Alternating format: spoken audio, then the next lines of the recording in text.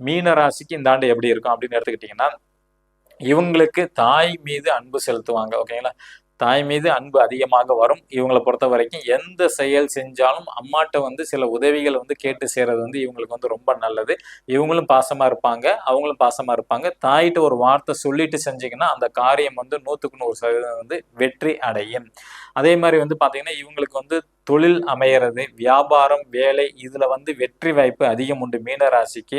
பதவி, கிடைச்ச கௌரவம் இத பத்தி அதிகமாக பேசக்கூடிய அமைப்புகள் உண்டு. இவர பொறுத்தவரைக்கும் தான் அடைஞ்ச வாழ்க்கையில என்ன அடைய போறோம், அடைஞ்ச விஷயங்கள பேசுவாங்க. ஏன்னா இப்பதான் ஆரம்பிக்கிறதுல இந்த வருஷம் தான். அதனால போக போக உங்களுக்கு வியாபாரம், வேலையிலலாம் பார்த்தீங்கன்னா, நல்ல லாபங்கள் கண்டிப்பா கிடைக்கும். நல்ல லாபம், ஏராளமான சம்பாதிக்கக்கூடிய வாய்ப்பு மீன ராசிக்கு அதிகமா இருக்கு இந்த ஆண்ட பொறுத்தவரைக்கும். அதே மாரி பார்த்தீங்கன்னா, இளைய சகோதர, சகோதரி இருக்கிறாங்க அப்படின்னா, அவங்க பார்த்தீங்கன்னா, உணவு பிரியரா இருப்பாங்க. இந்த ஆண்டு அதிகமா சாப்பிடுவாங்க. ஸ்வீட் சாப்பிடுவாங்க. அல்லது பார்த்தீங்கன்னா, அதிக பயணங்கள் மேற்கொள்வாங்க. அடிக்கடி பயணம் செய்றதுக்கான அமைப்பு உண்டு. கொஞ்சம் மன சஞ்சலமா இருக்கும். அவங்க இடத்த மாத்திக்கிட்டே இருப்பாங்க. மீனராசி ஒருத்தங்க பிறந்தாங்கன்னா, அவங்களோட தம்பி, தங்கச்சி பார்த்தீங்கன்னா, அதிகமா இடம் மாறுவாங்க. ஒரு நிலையான முடிவு எடுக்கவே முடியாது அவங்களால.